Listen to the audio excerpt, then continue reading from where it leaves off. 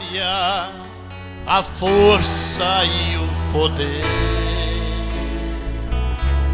ao Deus eterno e imortal, invisível, mas real.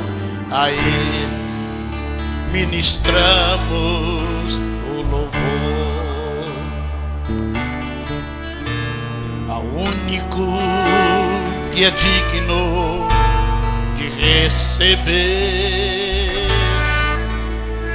a honra e a glória, a força e o poder ao Deus eterno e imortal, invisível, mas real. A Ele ministramos o louvor.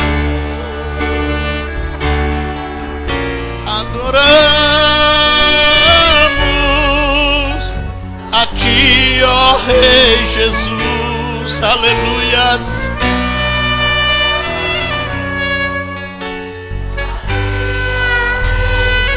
É verdade, Senhor, bendito é o Teu nome.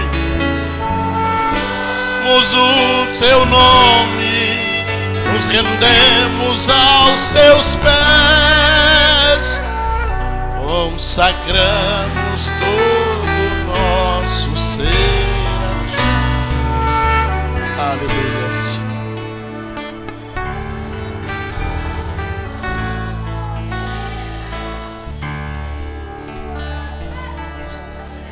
Querido Pai, bondoso Deus, estamos aqui agradecidos a Ti mais uma vez, Senhor, porque a Tua palavra se há manifestado em nosso meio e nós temos recebido isto que vem do Senhor para nós. Tua palavra é rica, é maravilhosa e amamos ao Senhor por causa da Sua palavra. Exaltamos o Teu nome santo por causa disto, Pai, reconhecendo que Tu estás aqui recebendo estes louvores, Pai, recebendo esta adoração, esses cânticos, as orações, as ofertas, a nossa vida, o nosso sacrifício, que é o nosso culto racional a Ti, Pai. Obrigado, Senhor, por mais uma vez manifestar isto em nosso meio, Pai. Obrigado pela Sua presença, Senhor, ativa, viva, real, verdadeira. Glória a Deus, aleluias. Obrigado, Senhor, por esse calor espiritual que enche a nossa alma, enche o nosso espírito. Aleluias. Bendito seja o nome do Senhor. Pai, fale conosco mais uma vez através da Sua palavra. No precioso nome de Jesus Cristo, Senhor, coloque dentro de cada um de nós esta porção maravilhosa que sustenta a nossa vida na Tua presença gloriosa. Muito obrigado, Senhor. Perdoe nossas falhas, nossos erros, nossas iniquidades, em nome do Senhor Jesus Cristo, para a Tua glória. Amém, Jesus. Amém. Podem assentar, irmãos, por favor. Abra então comigo Apocalipse capítulo 2, e nós vamos ler Apocalipse capítulo 2, verso 18. Capítulo 2, verso 18. E ao anjo da igreja de Tiatira escreve: isto diz o Filho de Deus, que tem os seus olhos como chama de fogo e os pés semelhante ao latão reluzente. Amém. Obrigado, Pai. Eu sei que Tu tens cuidado dos Teus filhos. Eu sei que Tu cuidastes do irmão João e da irmã Isabel, Senhor, nesta tarde. E Tu tens um propósito por detrás de todas as coisas, e Satanás não nos intimida, porque nós sabemos que todas as coisas, sem exceção de nenhuma, contribuem juntamente para o bem daqueles que amam a Deus, daqueles que são chamados por seu decreto. Estamos agradecidos, Pai, pela proteção divina que o Senhor tem nos feito. E nada vai nos impedir de te adorar, Senhor. Nada vai nos impedir de glorificar o teu nome. Nem as arenas dos touros bravios e dos leões famintos fizeram aquele povo parar de glorificar a ti, Senhor. Nem o fogo foi suficiente para fazê-los calarem. Eles glorificaram o teu nome santo. E nós estamos aqui para te glorificar mais uma vez, para te bendizer mais uma vez, para te adorar mais uma vez neste lugar, Pai. E nada vai nos impedir disto, porque nós amamos isto, Senhor. Nós cremos nisto, Pai. Nós esperamos isto, Senhor. Isto é a nossa vida, é o nosso ser. Isto é tudo que nós amamos, tudo que nós esperamos. Por isso nós te adoramos agradecidos, no nome precioso de nosso Senhor e Salvador Jesus Cristo. Amém, Jesus. Amém. Podem se assentar, por favor.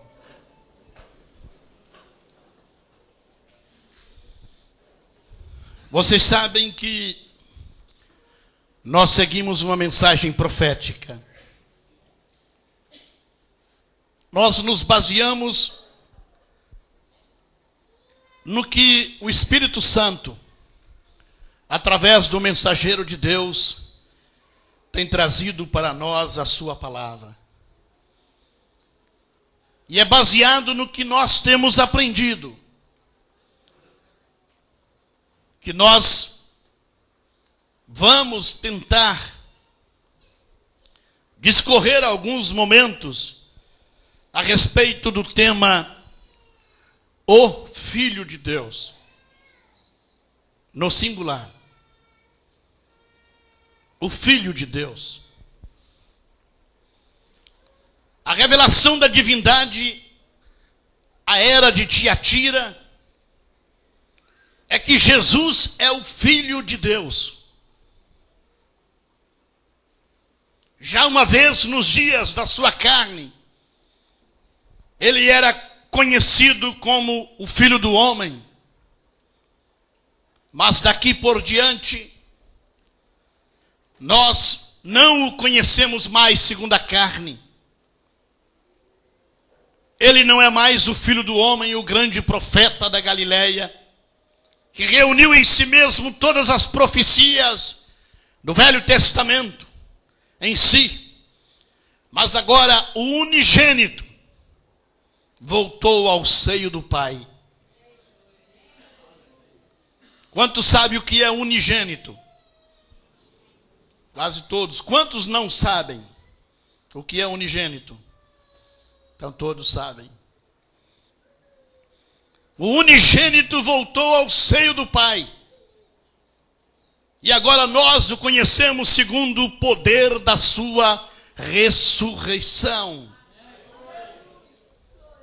Nós não cremos em um Cristo morto, mas num Cristo vivo. Ele ressuscitou e tomou para si o seu grande poder, e agora está sobre todos, segundo o prazer de sua própria glória, sobrepondo todos os reinos do mundo. E a sua glória ele não repartirá com nenhum outro. Sua liderança sobre a igreja ele não cederá a nenhum homem na terra.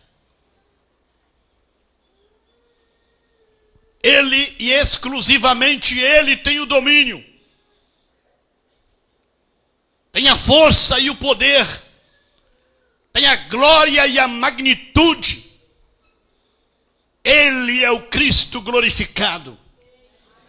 Ele é o vencedor. Ele é o Senhor dos exércitos. Ele é o Deus Todo-Poderoso. Nessa escritura que lemos, ele olha para Tiatira e escreve a sua carta. E eis que ele vê naquela cidade de Tiatira E na quarta era da igreja, a honra que pertence a ele, somente a ele, agora sendo conferida a outro, sendo distribuída a outro diferente dele. Seus olhos então ardem como fogo, o fogo da ira, do julgamento, quando ele vê Apolo, o deus da cidade de Tiatira, ser reverenciado como o Filho de Deus, quando ele e somente ele é o unigênito Filho de Deus.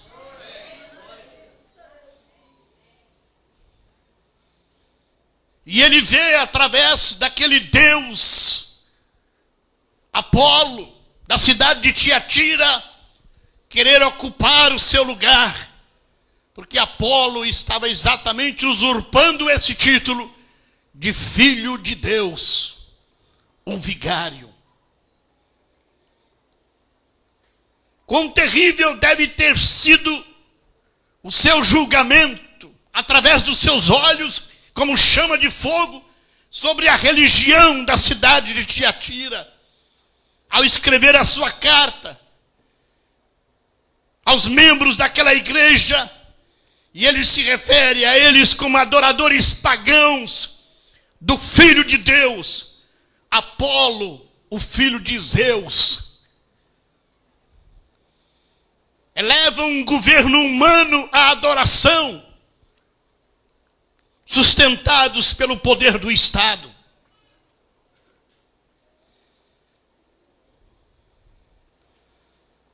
Pois foi exatamente isto que ele viu com seus olhos como chama de fogo.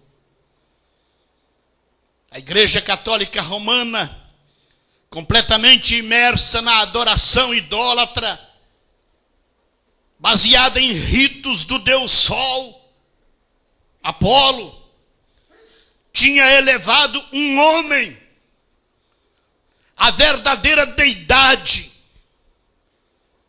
através do casamento da igreja com o Estado. Porque Tomás de Aquino e Alverus Pelágios formularam e afirmaram o seguinte edito. Eles disseram: o Papa parece aos olhos daqueles que o olham com olhos espirituais ser não um homem, mas um Deus. Não há limite quanto à sua autoridade, diz Tomás de Aquino. Ele pode declarar ser correto o que ele quiser, e ele pode retirar de qualquer um os seus direitos como lhe convir. Duvidar deste poder universal faz com que a porta da salvação seja fechada. Os grandes inimigos da igreja são os heréticos que não usam a canga da verdadeira obediência, fecha aspas. Porque eles foram que disseram isto. E elevaram este homem a um nível de vigário, de filho de Deus, e do próprio Deus, assentado num trono de ouro, governando sobre a igreja do Senhor Jesus Cristo. E ele olha agora para esta era de Tiatira, e começa com seus olhos como chama de fogo, se declarar: isto diz o Filho de Deus. Ele fez questão de identificar-se singularmente a esta era como o único, exclusivo, unigênito Filho de Deus, e não há nenhum outro mais.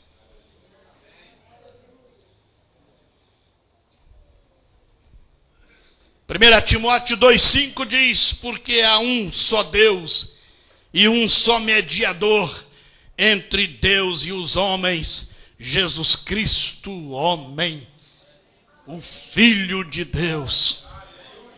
O profeta diz isto: Jesus Cristo, o homem, o Filho de Deus. Mas o Papa de Roma tem mudado a palavra. Ele se fez um mediador entre Deus e o homem. Não é nem homens no plural. Ele se fez um mediador entre Deus e a humanidade.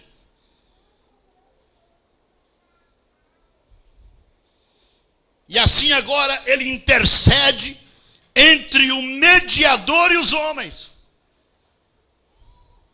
Porém, não existe nenhum outro mediador além do Filho de Deus. E com razão os seus olhos ardem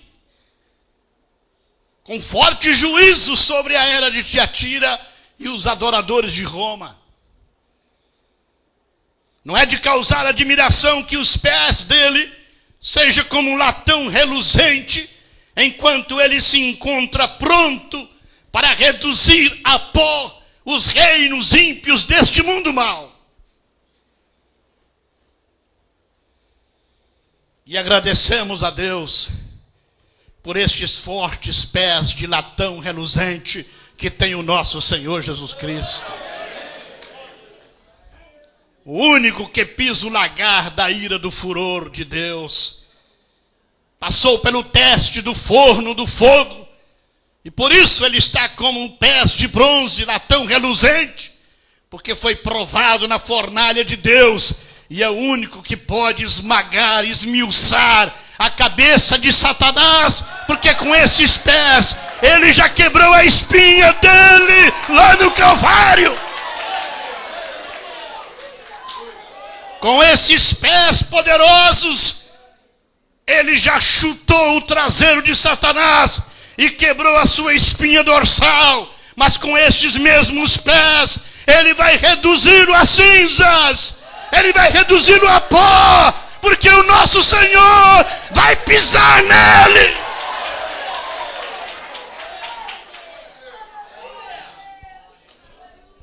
Eu amo o Senhor Jesus Cristo.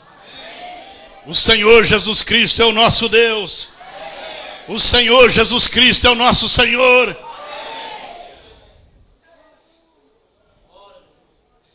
Nós somos gratos a Deus. Esses pés passaram pelo julgamento por cada um de nós. E eles são agora nossa fundação, porque tudo que ele ganhou, tudo que ele conquistou, através do seu sacrifício, é nosso. É nosso. Nós só temos que tomar posse. Não temos que lutar. Não temos que guerrear. Ele já venceu a guerra. E o seu golpe fatal foi na cruz, onde ele encerrou para sempre o assunto referente ao pecado. E Paulo diz que ele cravou na cruz a cédula que nos era contrário, que nos acusava, que nos pisoteava, que machucava a nossa consciência. Está no Calvário, cravada pelo sangue do Senhor Jesus Cristo. O que nós temos que fazer é pegá-la, porque já é nossa. É alcançá-la e dizer: é meu. A cura é minha. A salvação é minha. A libertação é minha. O Espírito Santo é meu. Aleluias! Aleluias!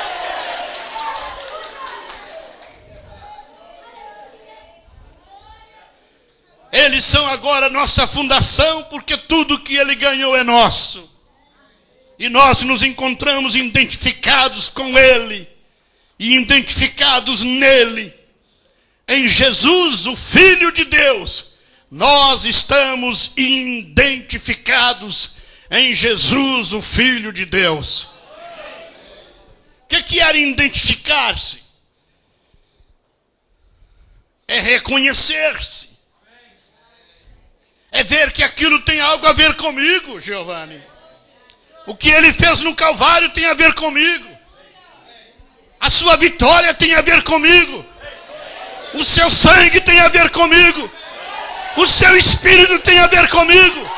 A sua palavra tem a ver comigo. Tudo que ele é, tudo que ele tem, tudo que ele criou tem a ver comigo.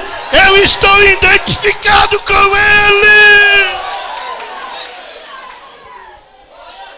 A Bíblia diz que ele criou todas as coisas que há no céu, na terra e no mar, em todos os lugares. Tudo foi criado por ele e para ele. E através da cruz, ele me deu de presente.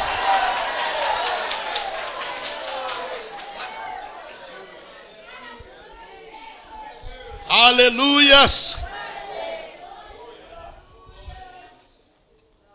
Foi nessa era de Tiatira que testemunhamos o levantamento do maometismo, do profeta Maomé, que negava o Filho de Deus e decretava a morte a todos que a si mesmos se chamassem de cristãos.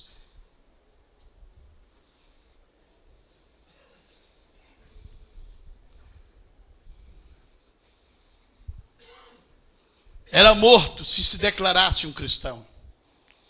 Mas também foi nesta era que a falsa igreja negou o primeiro mandamento do Deus Todo-Poderoso e começou imediatamente a quebrar o segundo mandamento, porque ela colocou o seu Papa no lugar de Jesus Cristo, o vigário, o Filho de Deus.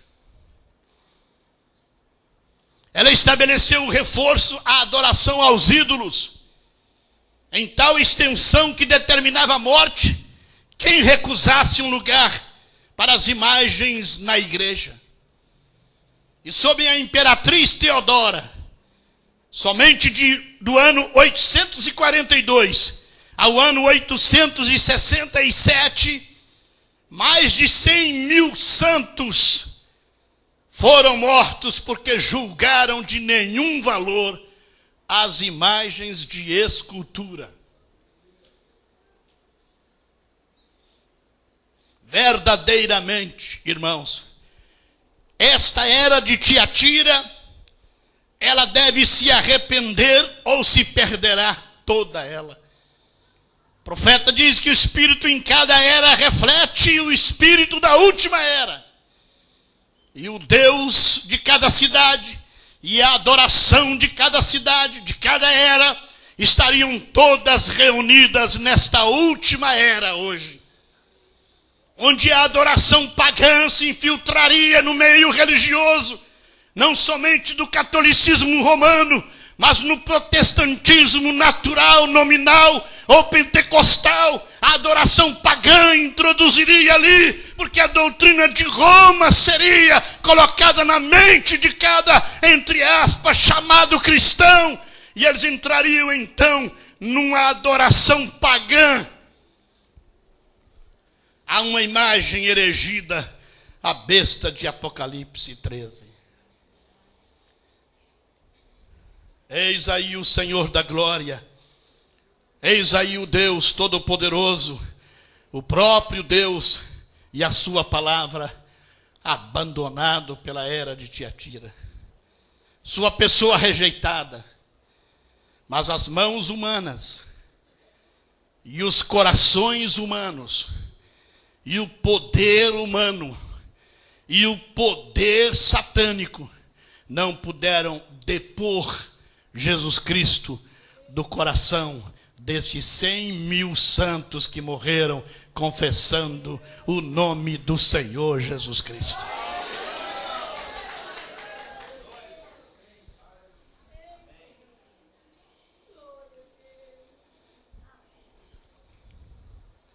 Ele permanece fiel, irmãos, ainda que nós o neguemos.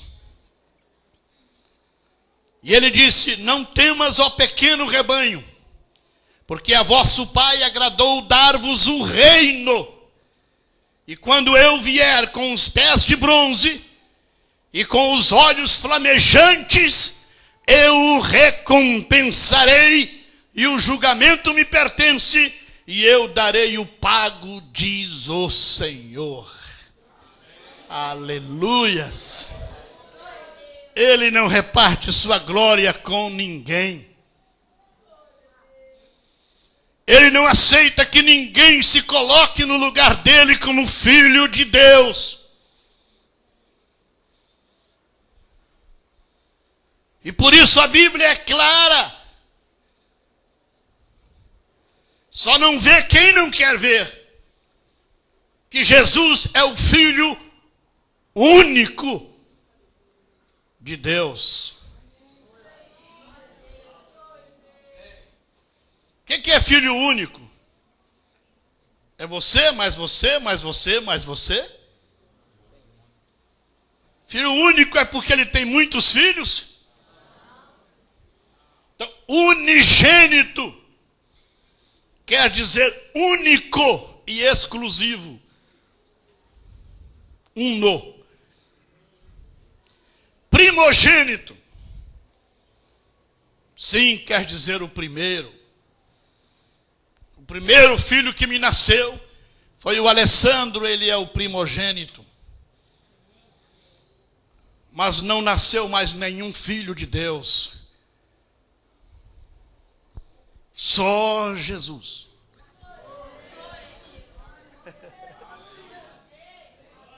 Só Jesus, somente Jesus. Ele disse: Pai,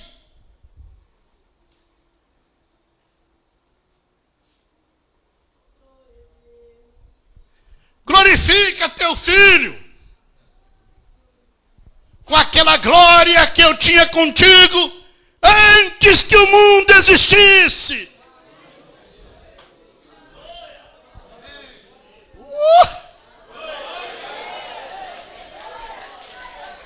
Ele disse: Pai, glorifica teu filho com aquela glória que eu tinha contigo antes que o mundo existisse. E o Pai respondeu: já o tenho glorificado, e outra vez o glorificarei.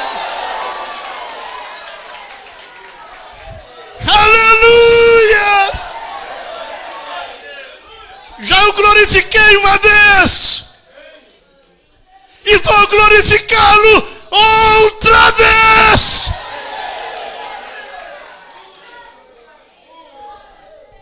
Aleluias! O profeta diz: Jesus tinha um propósito ao ir à cruz. E o objetivo, a razão, o propósito do Calvário é para salvar a todos os predestinados que têm os seus nomes escritos no livro da vida do Filho de Deus antes da fundação do mundo. Apocalipse 13, estou citando de cor.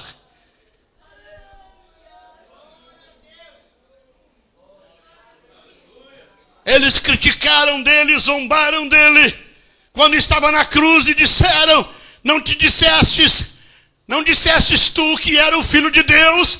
Vamos ver se ele te livra então da cruz. Se tu és o Filho de Deus, desça da cruz e creremos nele. E Satanás veio junto com a turba para desafiá-lo e dizer: se tu és o Filho de Deus, se tu és o Filho de Deus, se tu és o Filho de Deus.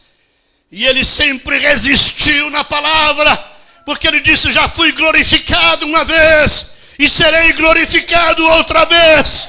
E por isso, como ovelha muda, ele foi ao matadouro e ali rendeu a sua vida, expirou dizendo: Está tudo consumado.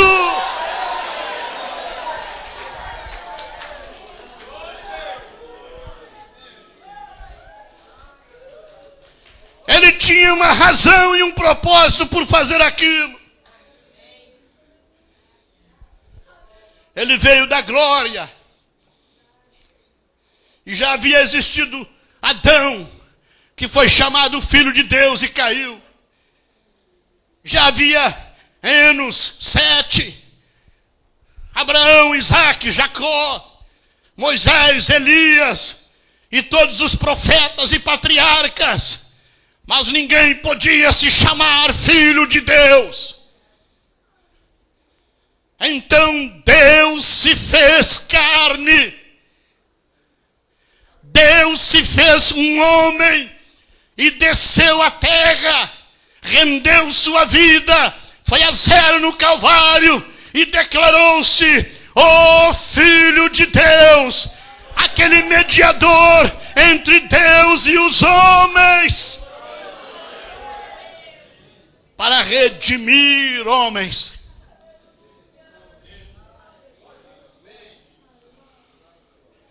Quero que vocês notem as escrituras que eu vou ler.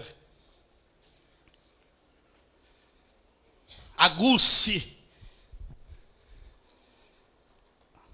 a sua mente.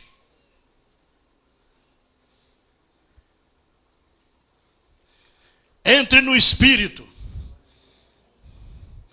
Porque as coisas que eu vou falar daqui para frente, só os espirituais vão entender. O homem natural não entende as coisas do Espírito porque eles passam por alto, eles não entendem. Mas o que é espiritual, tudo discerne. E de tudo é discernido. E as coisas que falamos a homens espirituais, que Jesus disse, quem tem ouvidos, ouça o que o Espírito Santo diz. Se você tem ouvido para escutar o Espírito Santo, o Espírito Santo vai te falar. Está te falando. Vai te declarar. Está te declarando. E você vai sair daqui nesta noite sabendo quem é você. Quem é você. Quem é você.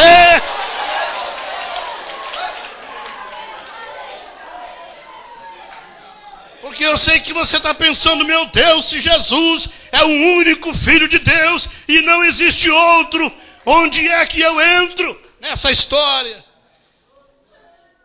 O que é que eu estou fazendo então aqui na igreja, se Deus só tem um Filho? Não é a Bíblia mentirosa, a Bíblia é verdade. Jesus disse, seja Deus o único verdadeiro.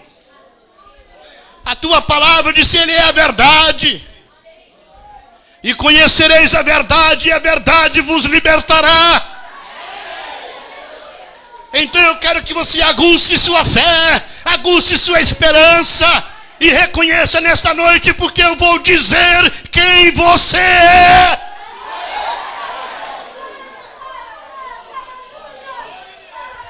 Você já pode imaginar isto? Se Jesus é o único Filho de Deus, que lugar é meu nesta história?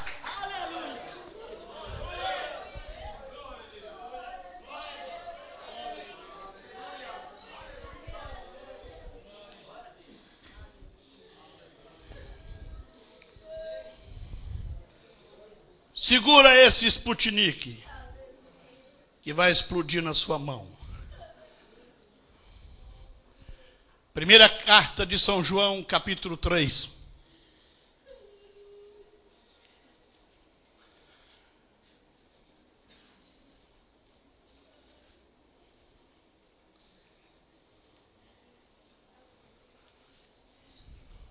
Primeira carta de São João, capítulo 3, verso 1. Vede quão grande amor nos tem concedido o Pai. Veja quão grande caridade, veja quão grande misericórdia nos tem concedido o grande Pai.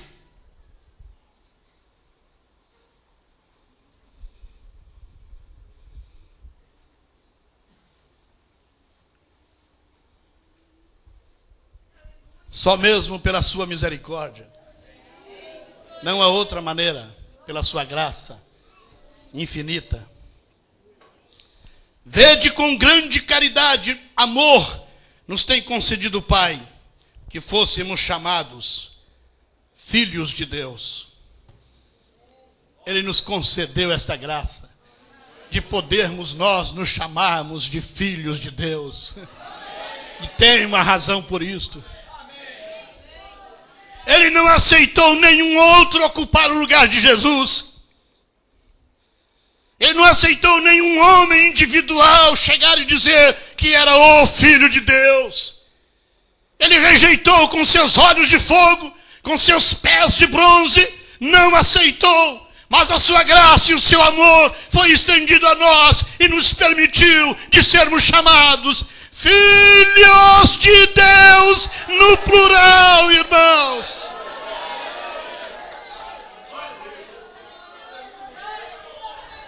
Pela graça, pela misericórdia, você é um filho de Deus, você é um filho de Deus, eu sou um filho de Deus, vocês são filhos de Deus, vocês são filhos de Deus.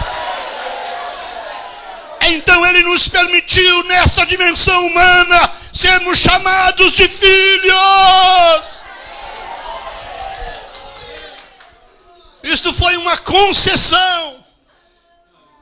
Isto foi uma permissão. Quão grande amor nos tem concedido o Pai, que fôssemos chamados filhos de Deus. Por isso o mundo não nos conhece, porque não o conhece a Ele. Meus amados irmãos, nós agora somos filhos de Deus. Nós agora somos filhos de Deus. Eu não sou o Filho de Deus, mas eu sou um filho de Deus. Você é um filho de Deus. Você é um filho de Deus. Você é uma filha de Deus. Você é uma filha de Deus. Oh, quão grande amor Deus tem tido conosco, que nós somos chamados, podemos nos chamar de filhos de Deus. O Papa não pode ser chamado de filho de Deus. O Papa não pode ser chamado de filho de Deus. Mas eu fui. A mim me foi concedido ser chamado de filho de Deus.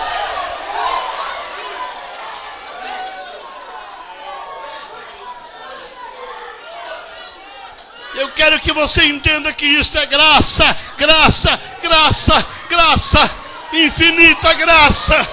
Oh, quão grande amor nos tem concedido o Pai, que nós podemos nos chamar filhos de Deus.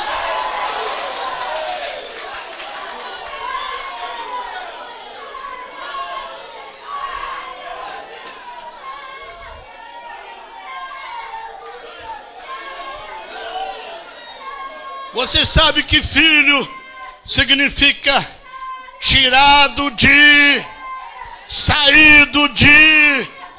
Ele saiu dos meus lombos. Ele saiu de mim e se manifestou a este mundo. É por isso que ele é meu filho, porque ele saiu de mim. Se ele não tivesse saído de mim, ele não era meu filho. Mas porque saiu de mim, ele é meu filho. Jesus é filho de Deus, porque Jesus saiu de Deus. Ele disse: eu saí do Pai e vim ao mundo, e outra vez deixo o mundo e retorno para o Pai.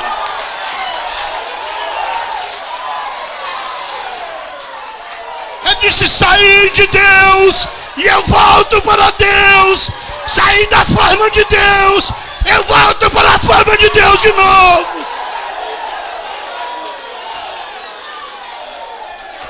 Quão grande amor nos concedeu o Pai, que pudéssemos de nos chamarmos Saí de Deus. Saí de Deus. Saímos de Deus. E voltaremos para Deus.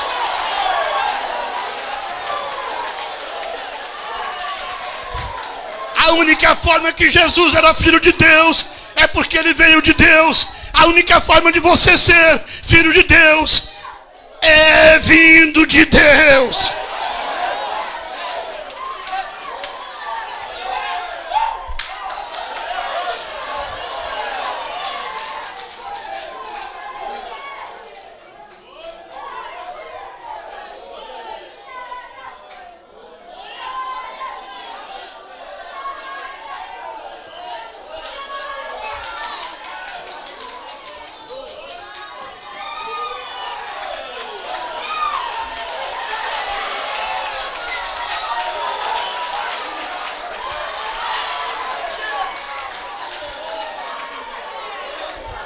Está você feliz por este amor de Deus? Está você feliz por se chamar um filho de Deus? Oh, que privilégio! Não foi concedido a nenhum outro homem. Não foi concedido a Apolo. Não foi concedido a Zeus. Não foi concedido ao Papa. Não foi concedido ao bispo. Nem nenhum cardeal. Aleluias! Mas foi concedido a nós.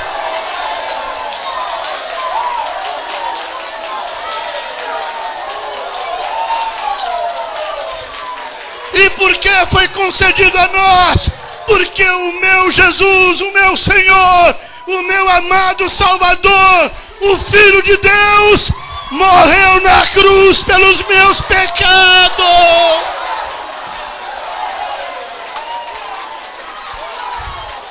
Verdadeiramente, Ele levou sobre si todas as nossas iniquidades, e o castigo que me traz a paz estava sobre Ele. Glória a Deus.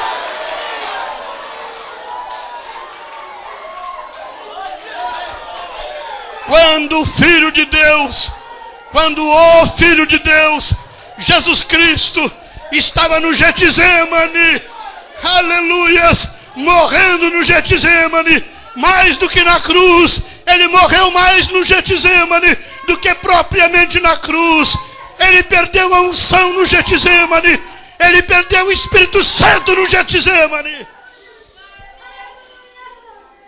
Presta atenção, irmã, senão vocês perdem. Quando ele estava no Getsemane, rejeitando a glória deste mundo e a oferta de Satanás, morrendo pelos meus pecados, ele estava olhando através do binóculo do tempo, dizendo: Pai, se possível, afasta de mim esse cálice. Mas o Pai não afastava. Afasta de mim esse cálice, se for possível, sem que eu beba. E o Pai não afastava. Então seu suor começou a se tornar em grandes gotas de sangue que caiu até o chão, porque ele começou a olhar a eternidade, a olhar o tempo. Ah, meus queridos irmãos, eu te digo com absoluta certeza, no dia 14 de outubro de 1974, ele bateu os olhos em mim.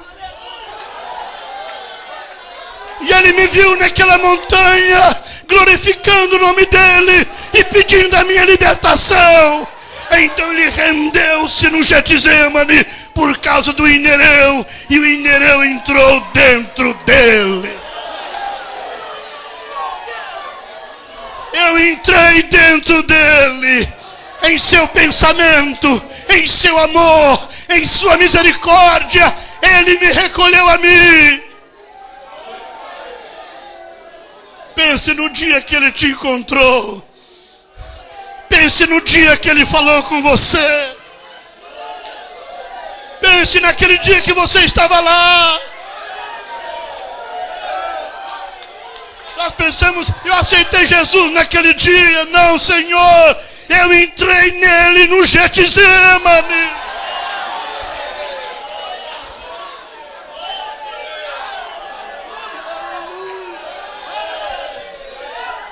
Você entrou nele. Você entrou nele. Você entrou nele. Ele abriu a caixa do seu peito e o seu coração se abriu. E a Maria entrou, e a Joana entrou, e o José entrou, e o Manuel entrou. Todos nós entramos no peito dele. Todos nós entramos no peito do Filho de Deus. Ele nos amou. Primeiro ele nos amou. Agora você diz assim, irmão Inereu, mas isso foi há 2000 anos atrás. Não, Senhor, a minha Bíblia diz que não. A minha Bíblia diz em Apocalipse 13 que não adoraram a besta todos aqueles cujos nomes estão escritos no livro da vida do Cordeiro que foi morto. Hein? Antes da fundação do mundo.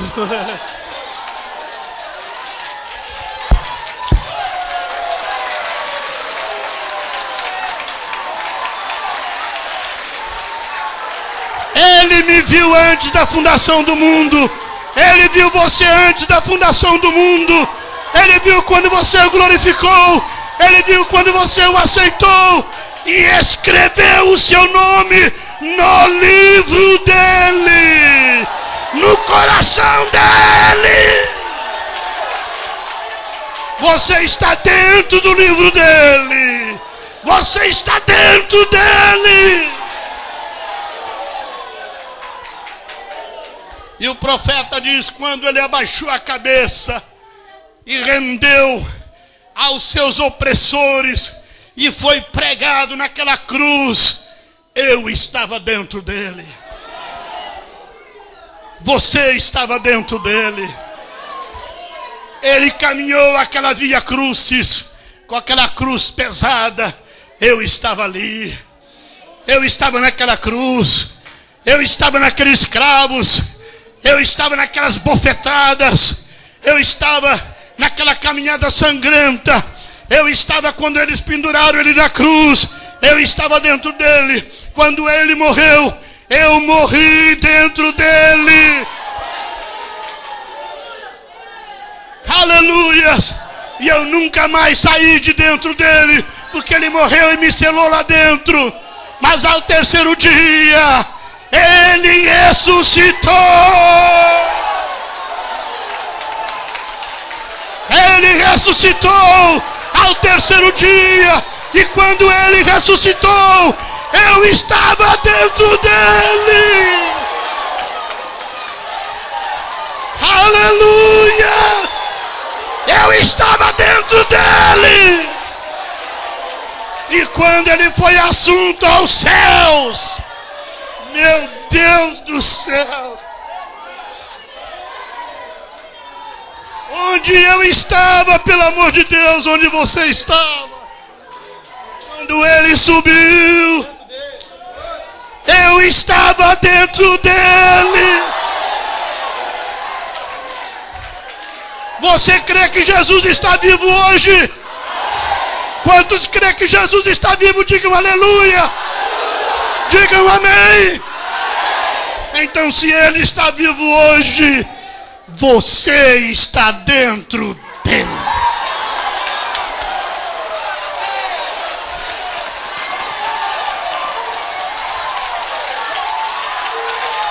Você está dentro dele. Meu Cristo vive. Meu Jesus está vivo. E eu estou vivo dentro dele, dentro dele, dentro dele, dentro dele, dentro dele.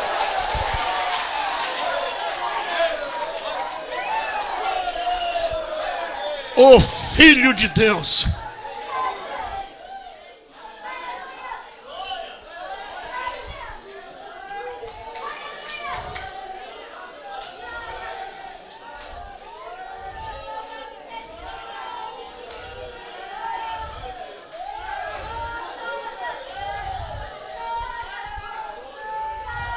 Aquele que está em Cristo, nova criatura é. as coisas velhas já passaram, eis que tudo se fez novo.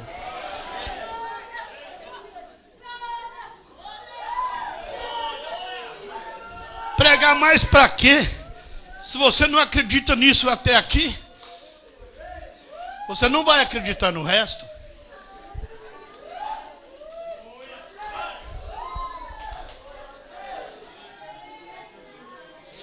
Jesus é o meu Salvador.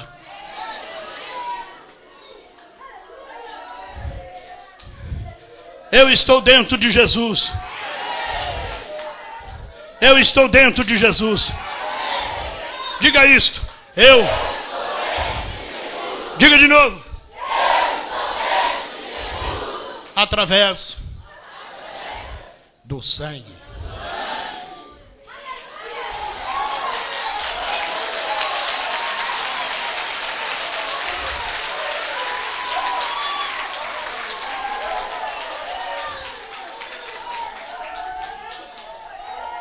Parece que a Bíblia diz que Jesus é refúgio, Deus é refúgio. Não é verdade? Também diz em algum lugar que Deus é esconderijo. É verdade? Onde é mesmo que está escrito que Deus é esconderijo? Hã? Salmo. Tem 150.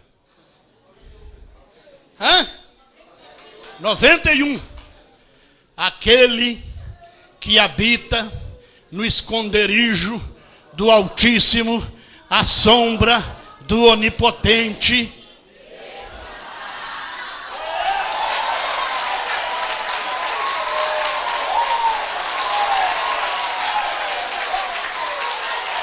Pelo amor de Deus, pelo amor de Deus.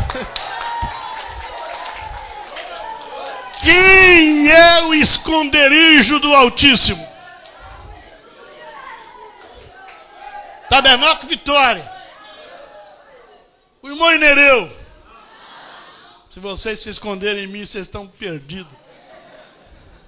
As balas vêm e atravessam todo mundo.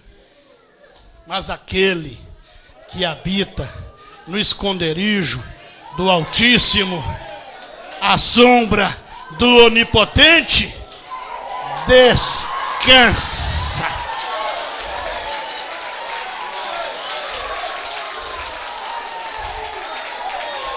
Quem é o esconderijo do Altíssimo? Seu nome é. Seu nome é. Seu nome é. Sangrando.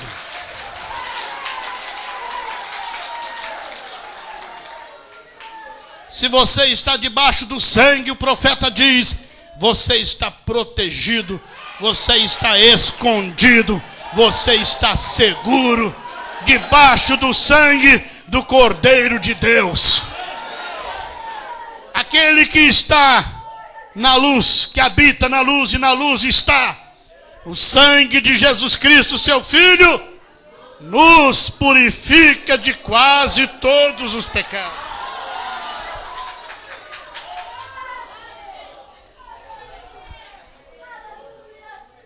De alguns, aqueles mais feios, eu acho que não.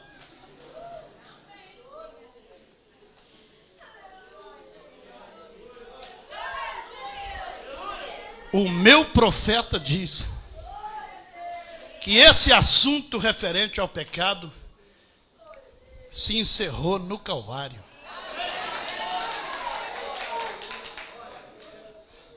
O esconderijo do Altíssimo é o sangue do Senhor Jesus Cristo. É o sangue do Senhor Jesus Cristo. Mergulhe neste sangue. O seu peito foi aberto. Uma brecha entrou pela sua costela. Uma lança entrou ali. E eu entrei junto com a lança. A lança saiu. Eu permaneci lá dentro. Eu fiquei lá dentro dele. E agora, nesta noite, O meu profeta diz na mensagem Sua Presença. Mensagem Sua Presença. Parágrafo 61. Deus coloca os nossos pecados no mar do esquecimento.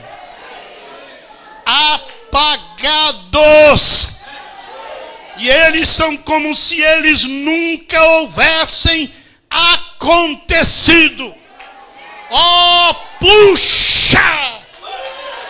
Então nós permanecemos pela graça de Deus, através de Jesus Cristo, nosso Senhor, puro e santo, simplesmente tão santo quanto Ele foi. Porque Ele não me vê quando eu subo ali, Ele vê o seu próprio Filho. A única maneira que Ele pode ver, Ele não pode me ver, Ele não pode ver você. Porque eu estou em seu Filho e Ele somente vê o seu Filho.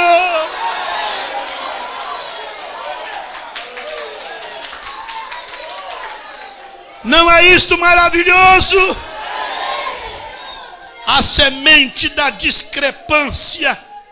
Parágrafo 28, o meu profeta diz: nem mesmo o pecado é imputado a um genuíno crente.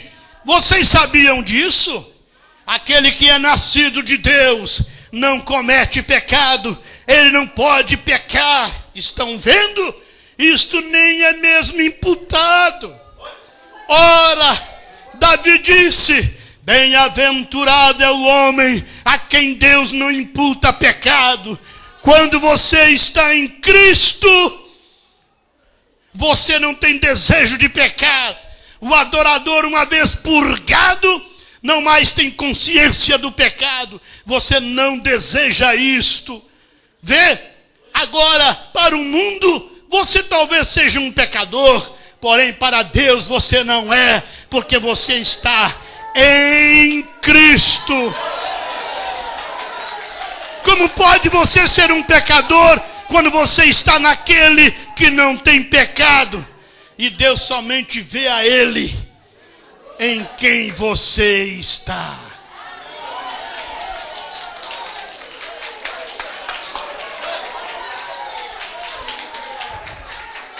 Se você está debaixo do sangue, Deus não vê seu pecado. Mas se você for tirado debaixo do sangue, Deus vê o seu pecado. O profeta diz: se você está na igreja, você está protegido. Esse estar na igreja não é estar no banco da igreja, sentado no banco da igreja. Não, se você está dentro dela, se você é membro desse corpo, se você faz parte desse corpo, se você é membro do corpo de Cristo, então você está selado por Deus. E o diabo não te toma isto nunca.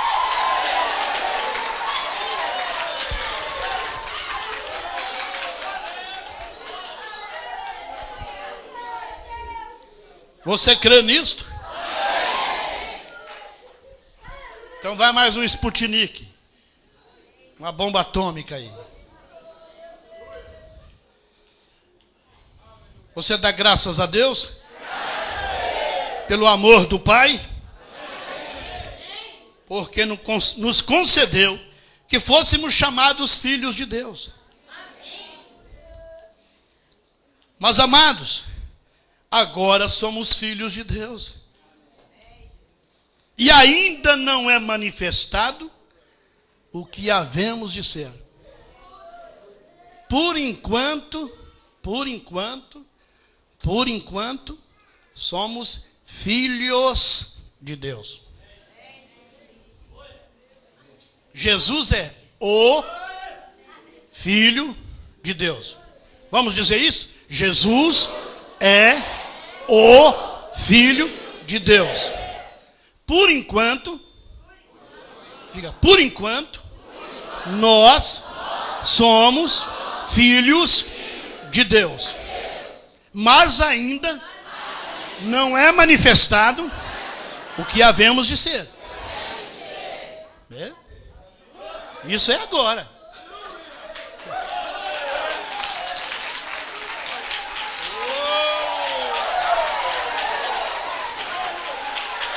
Meu irmão Nereu, pelo amor de Deus, o que é que nós vamos ser? Já é tão gostoso ser um filho de Deus. Se já é tão bom sermos filhos de Deus, recebemos as bênçãos do Pai, participar das bênçãos, já é maravilhoso sermos filhos de Deus. Quantos dão graças a Deus por ser filho? Mas eu vou te dizer, ainda não é manifestado o que nós havemos de ser. Isso é, a Bíblia está falando, não é o irmão Nereu não. João continua dizendo: amados, agora somos filhos de Deus, e ainda não é manifestado o que havemos de ser, mas sabemos que, quando Ele se manifestar,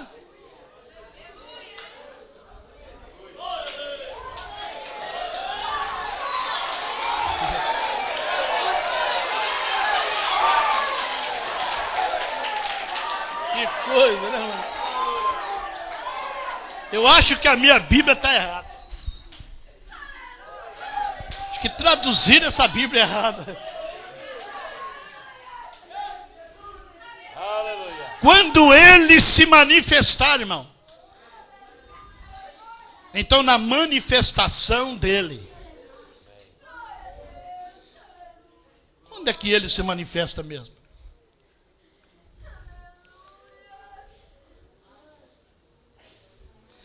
Ver na minha Bíblia, ver quando é que Ele vai se manifestar.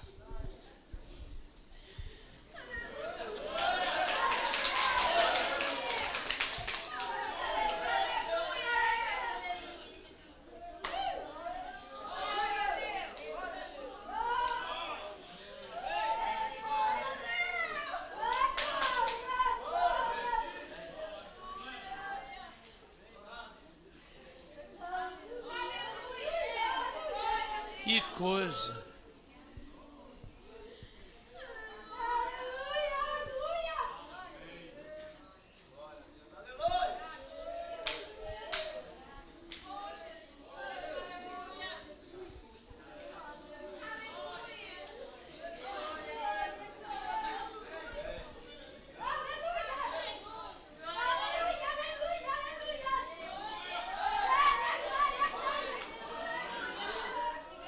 Mas que coisa, cada escritura, não vou ler toda não. Eu vou buscar só uma. Só uma.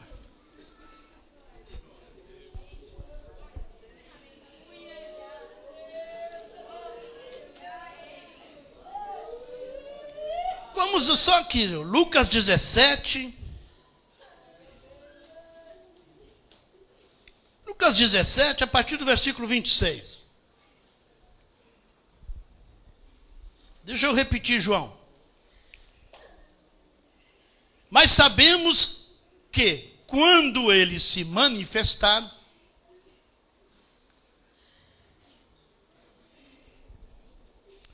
e como aconteceu nos dias de Noé, assim será também nos dias do Filho do Homem. Comiam, bebiam, casavam e davam-se em casamento, até o dia em que Noé entrou na arca e veio o dilúvio e os consumiu a todos. Como também da mesma maneira aconteceu nos dias de Ló. Comiam, bebiam, compravam, vendiam, plantavam e edificavam. Mas no dia em que Ló saiu de Sodoma, choveu do céu fogo e enxofre e os consumiu a todos. Assim será no dia em que o Filho do Homem se há de manifestar. Lucas 17, 30. Quando o Filho do Homem se manifestar. Naquele dia, quem estiver no telhado, tendo as suas alfaias em casa, não desça a tomá-las, e da mesma sorte o que estiver no campo não volte para trás. Lembrai-vos da mulher de Ló. Qualquer que procurar salvar a sua vida, perdê-la-á, e qualquer que a perder, salva-la-á. Digo-vos que naquela noite estarão dois numa cama, um será tomado, o outro será deixado. Duas estarão juntas moendo, uma será tomada e a outra será deixada. Dois estarão no campo, um será tomado, o outro será deixado. E respondendo disseram-lhe: onde, Senhor? E ele lhes disse: onde estiver o corpo, aí se ajuntarão as águias. O meu profeta diz que Lucas 17:30 é Malaquias 4. É verdade ou não é? É Malaquias 4. E Malaquias 4 é o profeta Elias. Ele disse que Lucas 17:30 é Apocalipse 10:7. 10:1-7. E Apocalipse 10 é o sétimo anjo. E o profeta Elias e o sétimo anjo é o irmão Inereu. Coitado. Larga do meu pé, chulé. Malaquias 4 e Apocalipse 10 chama-se William Marion Branham.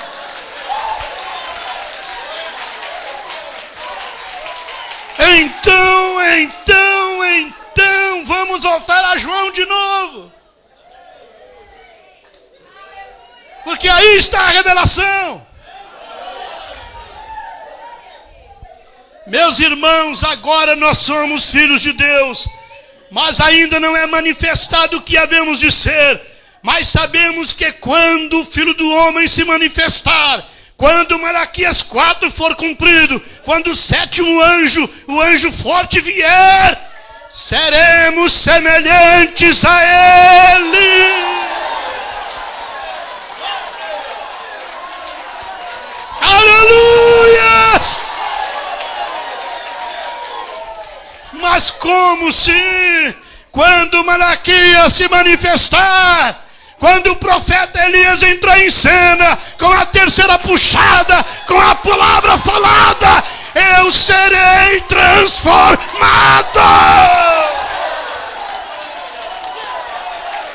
E então vai se cumprir a escritura de Lucas 21:36.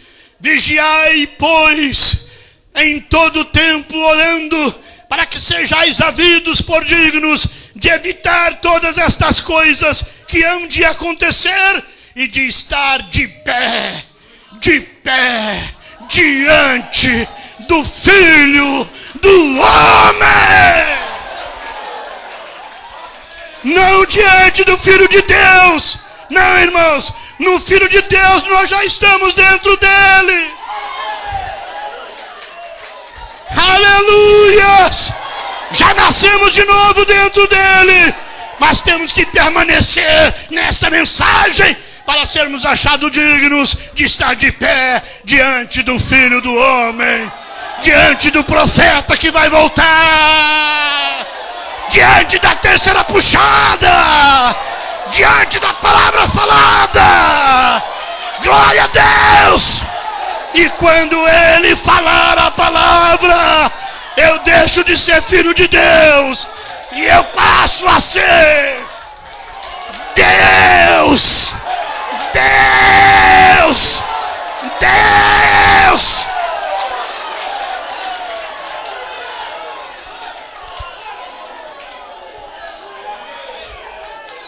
Moinereu, você está exagerando. Moinereu, você está exagerando. Cuidado, menino. Cuidado, menino. Cuidado você, Satanás. Cuidado você. Deixa aquele dia vier para você ver. Espere até quando ele se manifestar. Espere até quando o Filho do Homem se manifestar. Não é só Jesus que te deu um pontapé na traseira, não. Eu também vou dar.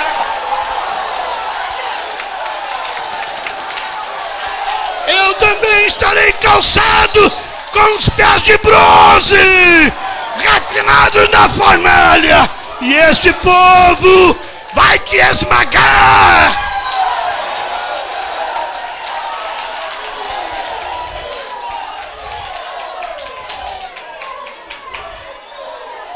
o Filho de Deus.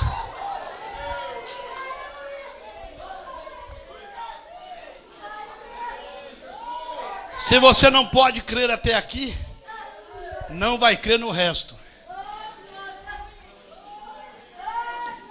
Porque isso aqui agora é o golpe fatal.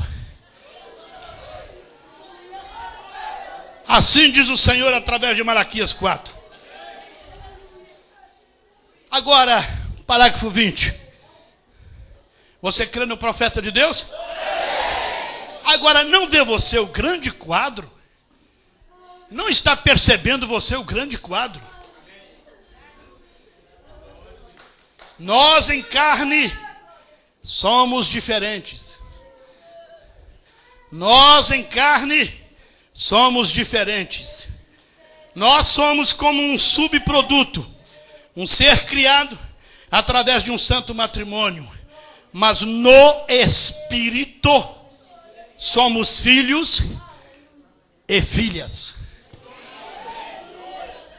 Não algum outro espírito, mas nós somos o Espírito do Deus vivo.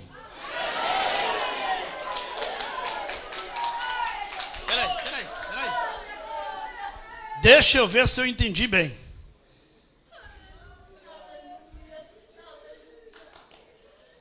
O Espírito do Deus vivo está aqui nesta noite. Você crê nisso?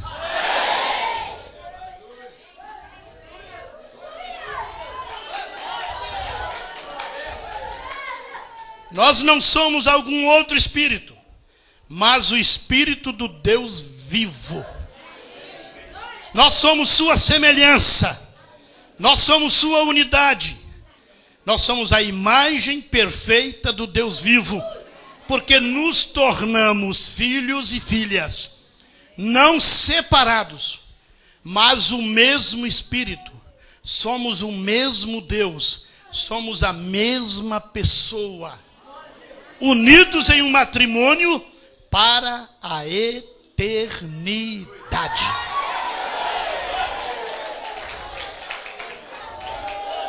Vê vocês como Deus planejou isto, que não deveríamos ser diferentes, mas sermos Ele. Não algum outro ser ou alguma outra tribo, mas uma verdadeira união e fruto do Todo-Poderoso, feita por uma santa união. Agora o corpo vem do pai e da mãe, mas o espírito vem de Deus. Deus se separando como Adão foi separado. No dia de Pentecostes, nós encontramos o Espírito Santo, a coluna de fogo, se repartindo e vindo sobre cada membro daquela igreja. Deus se ajuntando. Então, com aquele grupo de pessoas juntas, o que é que aquilo faz? Traz de volta o unificado corpo do Senhor Jesus, se ajuntando. Aleluia! E hoje, nesta grande separação que estamos vivendo, denominações diferentes e coisas, que pena, que desgraça, unidos em um matrimônio celestial hoje, ao Deus eterno, parte dele, parte de Deus. Na carne eu sou Brana, eu sou Lopes, por causa do meu pai. Você se torna parte do seu pai e de sua mãe, mas no Espírito nós nos unimos com Deus e somos parte de Deus.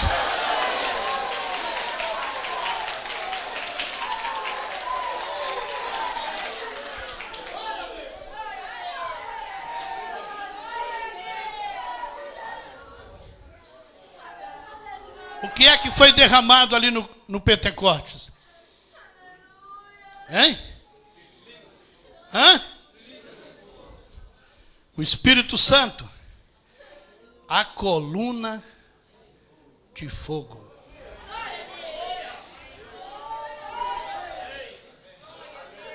A coluna de fogo.